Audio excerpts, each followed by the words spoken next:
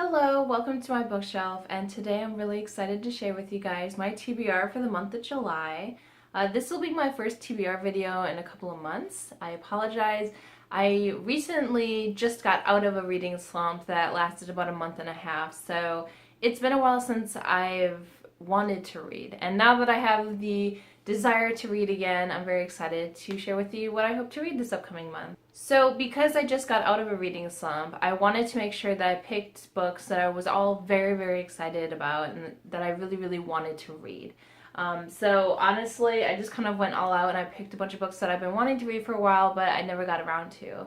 And on top of that, July is my birthday month, so I figure it's kind of like a nice little birthday present for myself to have all these books that I really want to read.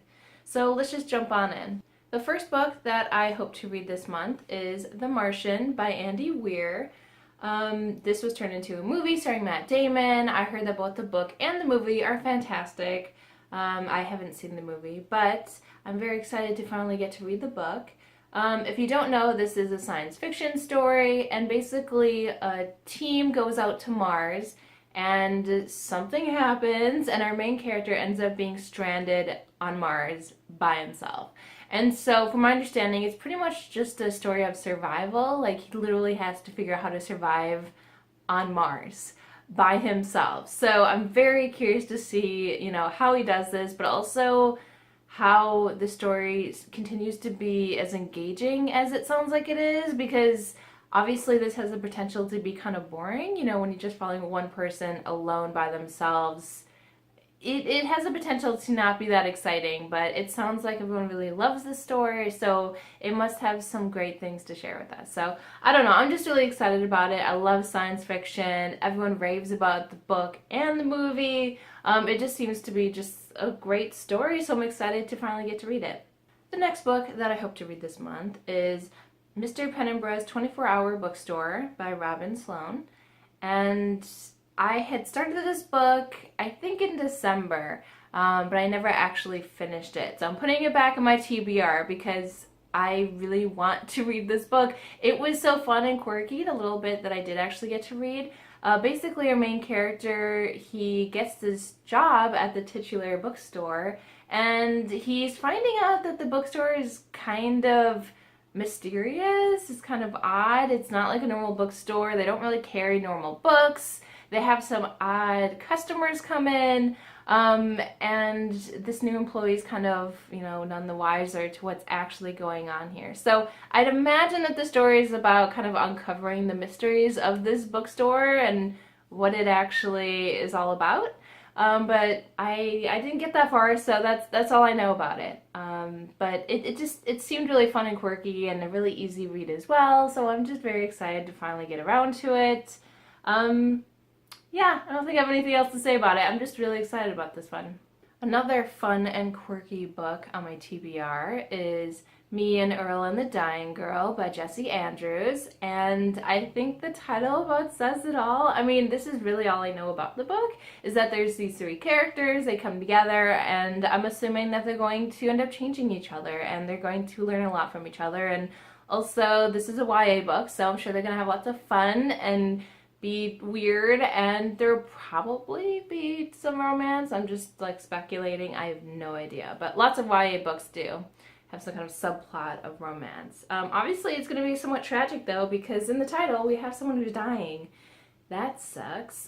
But anyway, it just seems kind of like a fun book despite the topic. I don't know, it just seems kind of quirky and fun, and I love that kind of thing, so I'm really excited about this one as well. It also seems like a really easy read, so that'll also help keep me excited to read. So there's that. Okay, the next book that I hope to read is very different from the other ones I've talked about so far, and that is The Nightingale by Kristen Hanna. This is obviously more of a serious story, more down to earth. This is actually historical fiction, and it's set in World War II, which is a time period I really enjoy reading about, actually. I'm not really sure what my fascination is. It's an interesting time to me, I think, because, all these horrible things happened, but it really wasn't that long ago, and I think it's just interesting to see not only what happened, but how these things kind of came about and how we let ourselves kind of get to that point. I just find that kind of fascinating. But anyway, the focus of this story is on these two sisters. Now, other than that, I don't really know the plot of the story, but I have heard such great things about this book. It seems to be well loved, especially here on BookTube, that I'm hoping that I will love it as well. I also adore this cover, so that makes me think that I'm going to like it more. I know that's kind of a weird thing to say, but there's something about a good cover that makes you just instantly assume that the book underneath is fantastic as well, but that might not be the case. I love the cover. It's well loved, and it's something a little different. I like to try to balance my TBRs a little bit and have some variety, and so this is kind of the more serious note of the bunch. The next book that I hope to read this month is The Astonishing Color of After by Emily X.R. Pan.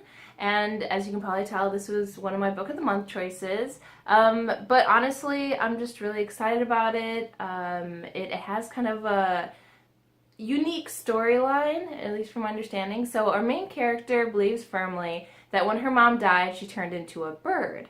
And so now our main character is going out and trying to find her mother as this bird. I know that she ends up going to Taiwan to visit family members that she's never met before, and it sounds like quite an adventure. This is also going to be a somewhat serious book as well, I think, especially considering, just the premise of the story. Our main character's mother just died. I don't know how old our main character is, but at any age, that is obviously not an easy thing to deal with. So it should be an interesting read.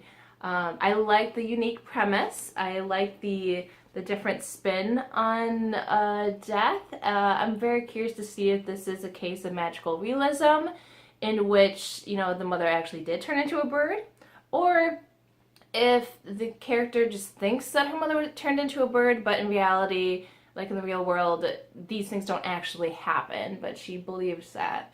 I'd be really curious. And maybe the book doesn't address it at all, because maybe it doesn't really matter, because it's more about the journey. I don't really know. I'm just really curious. And also, I've heard just great things about this book already, even though it just came out. So it sounds like it's a really well-written story, so I'm also very excited about it for that reason as well. It also has a fantastic cover, so like I just said, I'm assuming that's going to be great because of the cover. So yeah. Okay. And then the last book on my TBR for the month of July is Obsidio by Jay Kristoff and Amy Kaufman. I just finished Gemina. I absolutely loved it. And I'm just really, really excited to finally finish this series. I had pre-ordered Obsidio, which is crazy because I'm only just now about to get to it, because it came out a few months ago now. But I'm finally going to get around to it, and I figure I have to finish it this year because I pre-ordered it. So I need to have a reason for why I bought it new, because I don't buy books new, so I have to read it now. Plus, just getting off of Gemina, I want to know what happens next. I'm very curious to find out. So I don't want to say a whole lot about Illuminae and Gemina, because obviously that kind of ruins the story for, the series. I don't want to spoil you. But I will say that it's science fiction. As you probably know, it's a collection of different files. So there's a lot of video footage and instant messaging, and other random things thrown in there as well, just other confidential files, and it's really, really interesting. It's all compiled together, and the files themselves play an important part of the story as well. It's a really interesting storytelling device, and it actually works really, really well. So it is such a fun story, so I would highly recommend it. And like I said, this is the third and final book in the trilogy, so I'm very curious to see how this story ends. Okay, so there you have it. That is my TBR for the month of July. It's a bit ambitious. I have 6 books. 3 of them are very large books, but then the other 3 are very easy to read books, and I don't know, I'm hoping that it'll all balance itself out, but I realize that it could be ambitious. But now that I'm out of this reading slump, I really have this desire to just read a lot. I think I'm trying to make up for lost time. I'm not really sure. So we'll see how much of that I get to, but either way, they're all books I'm excited about, so I'm not too worried about me falling into another slump anytime soon. So with that, I just want to, as always, thank you guys so much for watching this video, and until next time.